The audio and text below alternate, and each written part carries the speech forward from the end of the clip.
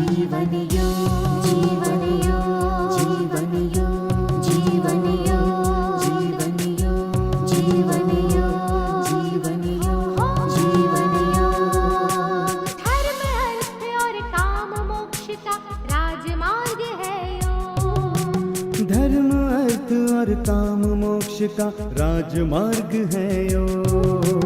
चित्त की चंचलता यहाँ मिटे, मन को भीतर शांति मिले, अंतर आनंद प्रकट रहे जब दूर हुआ भवरोग।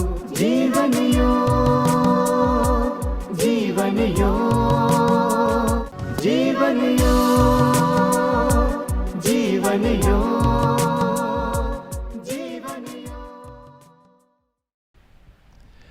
ओम गम गणपतये नमः। ओम गम गुरुभ्यो नमः। ओम ऐं सरस्वत्यै नमः। ओम सहनाववतु सहनौ भुनक्तु सह वीर्यं करवावहै तेजस्विनावधीतमस्तु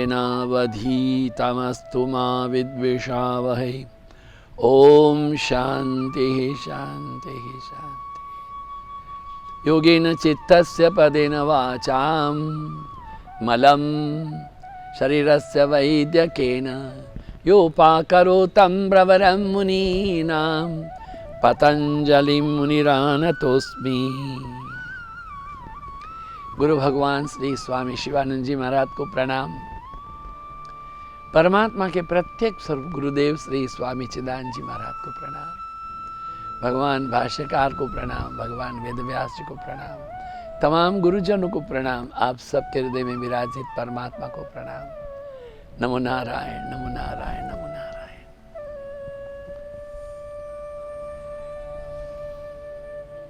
भर्तरी नाम के एक राजा थे, बड़े विद्वान थे। उन्होंने नीति शतक लिखा, 100 श्लोक लिख दिए। वो उनकी पत्नी में, हर पति को होना ही चाहिए, पत्नी में बहुत प्रेम था, बहुत। उसके सौंदर्य के बारे में उन्होंने श्रृंगार शतक लिखा कि स्त्री के नयन कैसे होने चाहिए, स्त्री के ओठ कैसे होने चाहिए, स्त्री है उसको ये उसके नितंब कैसे होने चाहिए, उनके ये छाती कैसी होनी चाहिए, जंघाएं कैसे चलना, वो क्या क्या लिख दिया उसने। इस भर्तरी राजा के दरबार में एक दिन एक साधु का आगमन हो गया। वो आम का फल लेके आया, ऋतु नहीं थी फिर भी। महाराज, ये किसी देवता ने लाके मुझे दिया है, आप खाओ ना। नहीं नहीं नहीं, ये अमृत फल है, इस फल को जो खाएगा अमर हो जाएगा, और बांट के नहीं खाना है, एक व्यक्ति को अकेले ही खाना है। महाराज जी, मुझे लगा आपके जैसा श्रेष्ठ कोई राज भी नहीं है, कोई पालक नहीं है, लीजिए और कृपा करके मेरी ये बहुत विनम्र और जगत कल्याण के लिए जो भेंट है स्वीकार कीजिए। भर्तरी जी ने ये तो ले लिया, किंतु उनको लगा, अरे मेरे को क्या है, मेरी रानी रूप सुंदरी है, वो अमर हो जाएगी, मैं बूढ़ा होऊंगा तब भी इसको सुंदरी ही देखता रहूंगा। देवी, ये फल खाओ। ये क्या है प्रभु? बांट के नहीं खाना, ये अमर फल है, ये तुम खाओगी मृत्यु नहीं होगा, आजीवन सुंदरी, दिव्यता की मूर्ति, गरिमा से संपन्न दीप्यमान महालक्ष्मी की जैसी बनी रहोगी। थैंक यू डार्लिंग, ऐसा ही बोली होगी वो। उसने राजा के सारथी को बुलाया, ड्राइवर को, ये फल खा। क्या है? अमर फल है, ये जो खाएगा सारा जीवन युवानी में रहेगा, खा ले, तो मुझको बहुत प्यारा लगता है, खा। वो सारथी ने ले लिया फल। सारथी का प्यार है राजनर्तकी में था, वो फल जाकर के उसने राजनर्तकी को दिया। हे सुंदरी, तू ये फल खा ले, तेरी मृत्यु नहीं होगी, आजीवन तू ये रूप सौंदर्य के वैभव से दीप्यमान बनी रहेगी। ये फल लेके ऐसे बैठी रात में सोचती थी मैं क्या करूं। एक दिन में ये फल इतनी यात्रा किए, दूसरे दिन सवेरे यही राज नर्तकी फल लेकर के राजा भर्तरी के पास में आ गई। महाराज, ये आम्र फल है, मुझे किसी मेरे प्रेमी ने दिया है, सुना है ये अमर करने वाला, आपके समान इसको भोग करने के लिए कोई उचित है नहीं। और पास में किसने दिया? महाराज, मुझको क्षमा करें, ये मेरा घर तो सबके लिए खुला है, तो मेरा नृत्य देखने के लिए मैं तो वरांगना हूं, आपका जो सारथी है ना उसने दिया है। ठीक है, बहुत सारी स्वर्ण मुद्रा दिए, किसी को कुछ मत बताओ, जाओ। सारथी को बुलाया एकांत में, ये फल तुमको किसने दिया? अब टोन बदली हो गया। महाराज, मेरे क्षमा करें, जीवन का वरदान करें, तब मैं कहूँगा, मेरे को मृत्युदंड नहीं देना, नहीं दूंगा। महाराज देखिए, मेरे को आपकी रानी में कोई रुचि नहीं है, मगर वो बुलाती है तो मैं क्या करूं, जाना पड़ता है मेरे को, उसी ने दिया है। अब राजा ने किसी को कुछ भी नहीं पूछा, रानी का चेहरा भी नहीं दिखा, अपना मुकुट उतार दिया, अलंकार उतार दिए, चला गया। चल देखिए, हम जिनको बहुत अपना प्यारा समझते हैं, whole world is like that. Guru Maharaj Swami Shivanand ji Maharaj कहते थे, this is the word Govinda of pain and sorrow Govinda and death in agony Govinda. बहुत मुश्किल बात है। अरे दुर्गा सप्तशती के पहले अध्याय में एक कथा है। समाधि नाम के राजा हैं, सुरत नाम के राजा हैं, समाधि नाम का वैश्य है। ये दोनों को घर से निकाल दिया गया। राजा के प्रधान और रानी ने मिलकर के राजा को निकाल दिया, और जो वैश्य है उनकी पत्नी बच्चों ने, दोनों मेधा ऋषि के पास आए। हम क्या करें? ऋषि ने कहा, यही तो माया है, यही माया है। अब इस माया के मोह में रह करके हम कैसे जीवन यापन कर सकते हैं भाई? इसलिए भर्तरी है, उसका वैराग्य शतक को पढ़ो। उसमें कहा है वैराग्य में, विश्वामित्र पराशर प्रभृतयो वातांबुपर्णासन। अरे विश्वामित्र पराशर के जैसे बड़े बड़े ऋषि थे, वात और अंबु का भक्षण करे। वात क्या होता है? हवा। वो केवल हवा है, उसको खा के जीते थे। आसमान से बारिश गिरती है, वही पानी पीते थे, उसका जल। पर्ण आसन, अपने आप सूख करके जो पत्ता गिर गया उसको खाते थे। विश्वामित्र पराशर, विश्वामित्र और पराशर जैसे ऋषि वात, अंबु और पर्ण के आधार में जीवन जी गए। ते पी, वह भी स्त्री मुख पंकजम ललितम दृष्ट्वा, उन्होंने भी एक सुंदरी स्त्री के सुंदर चेहरे को देख करके पंके गताहा, गंदगी में गिर गए। शाल्यान्नम कहा है, जो लोग पाव भाजी खाते हैं, पिज्जा, पास्ता, मैगी, सैंडविचेस, पता नहीं क्या क्या नाम है। अरे भाई, हम लोग शाकाहारी हैं। शाकाहारी भोजन जो है, मैं कभी थकता नहीं हूँ बोलने के लिए, शाकाहारी भोजन 6 घंटे में पचता है, मांसाहारी भोजन 24 घंटे में पहुँचता है। इसलिए शेरे, बाघे, चीते एक शिकार करते हैं। और ये मैदा और मैदे से बनी चीजें हैं। आपका कोको कोला, फंटा है, एरिएटेड्स ऑफ वाटर, पिज्जा है, पास्ता है, नूडल्स है, मैगी है, बाजार का समोसा है, मट्ठियाँ हैं। पेट में जाने के बाद में नूडल्स 24 घंटे के बाद में ये पचना चालू करते हैं। इसलिए जो बच्चे हॉस्टल में रह करके बार बार खाते रहते हैं, उनको 6 महीने में लीवर में एब्सेस होता है। मुंबई की जसलोक हॉस्पिटल की जो सीएमओ रहे मेरे को बोलते थे, स्वामी जी मैं क्या बताऊं, 1000 बच्चों में से 4 बच्चे हमारे पास पहुंचते, उसमें से हम 1 को बचा सकते। So difficult. अभी तो लीवर ट्रांसप्लांट होना चालू हो गया है, मगर लीवर ट्रांसप्लांट होने के लिए 80 लाख रुपया देगा कौन आपको? वो पहले लीवर देगा कौन आपको? बहुत जरूरी बात है। बौद्ध साधु लोग है ना, वो पहले हमेशा इंसान की खोपड़ी रखते थे। देखो यही तुम्हारी हालत होनी, ऐसा बोलते थे। और मैंने सुना एक तत्वचिंतक रहे, वो महिला की खोपड़ी रखते थे। मैंने पूछा ये महिला की खोपड़ी में पुरुष खोपड़ी में क्या भेद? ये मेरी बीबी की खोपड़ी है, महिला की। I was so much attached to it. अब देखता हूं, अरे तेरी सुंदर त्वचा, तेरे गुलाबी गाल, किसले कैसे ओठ, ऐसे बोलता हूं, फिर उसको चूम लेता हूं।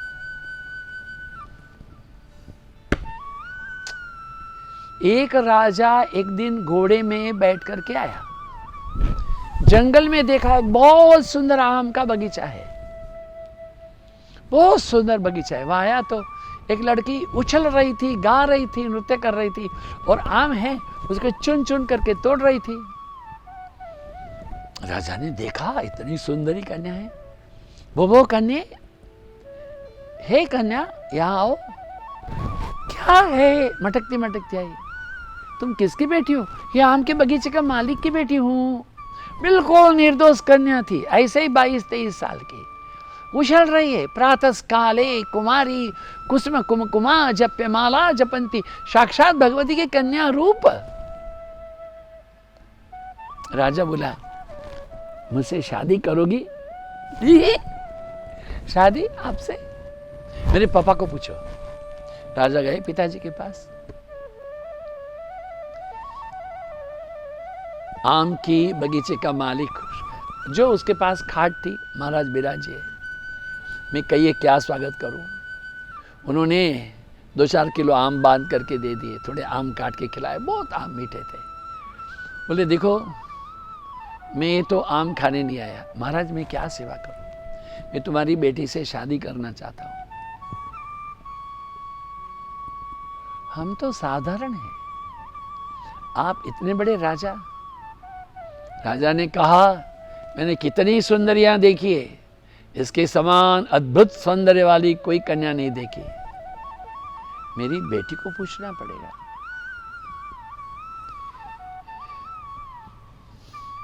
पापा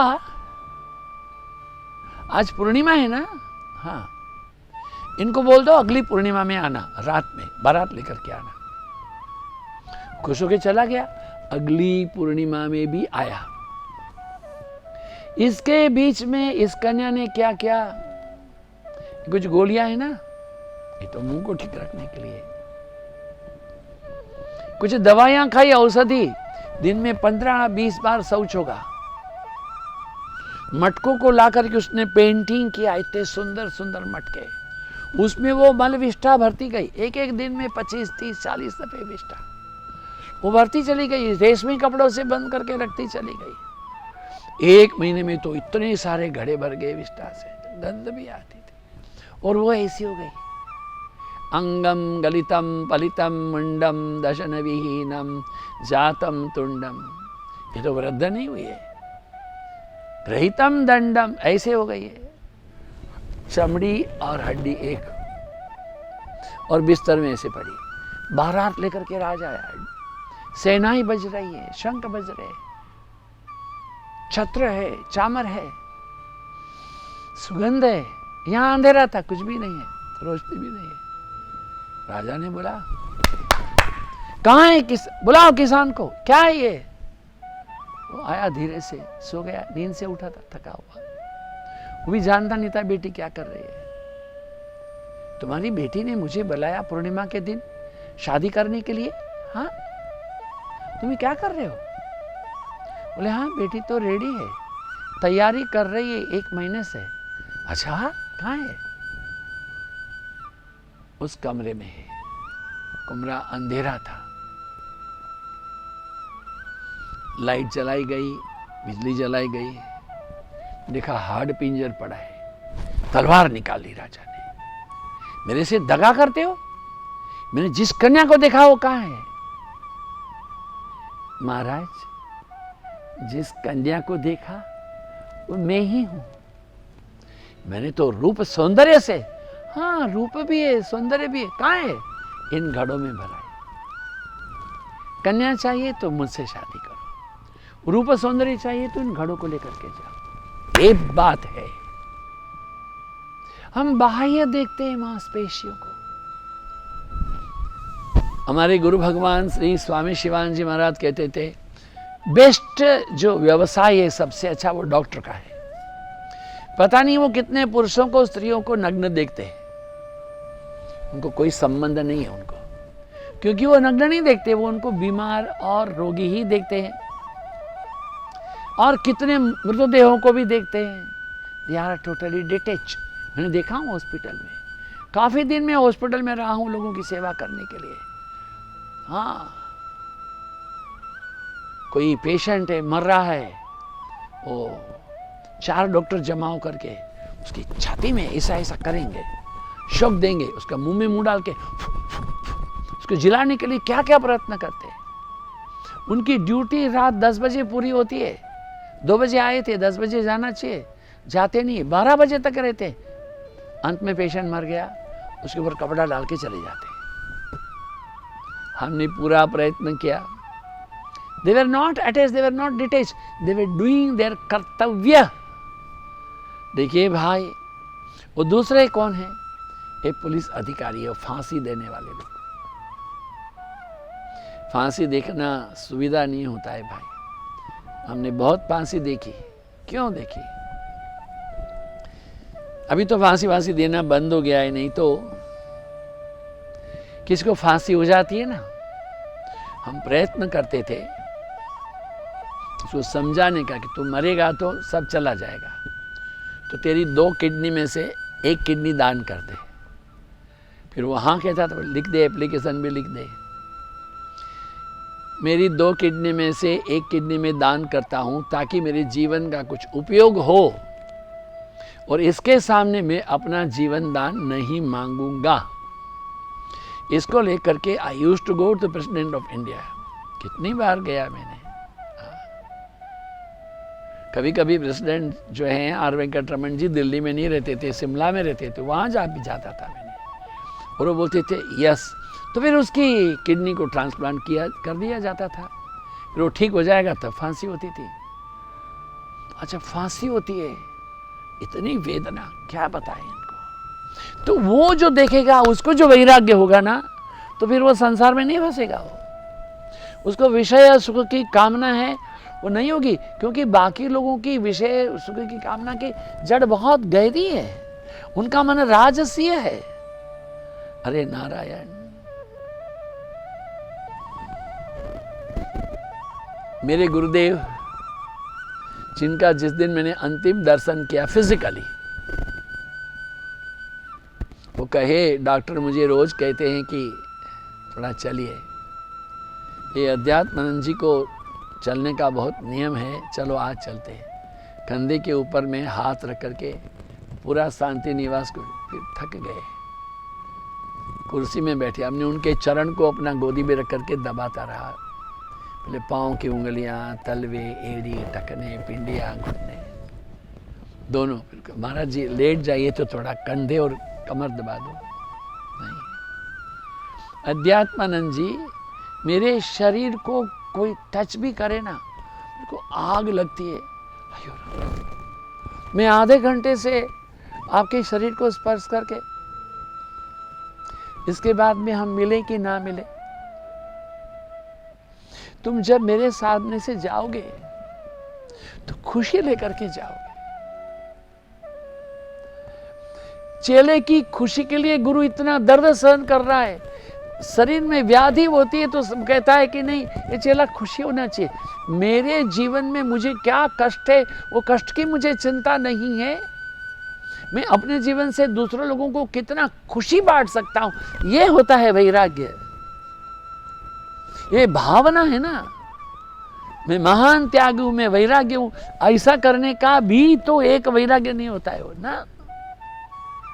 मैं वैरागी हूं, मैं त्यागी हूं, ये भी अभिमान है। वो बुद्ध है ना, उन्होंने भोजन छोड़ दिया था।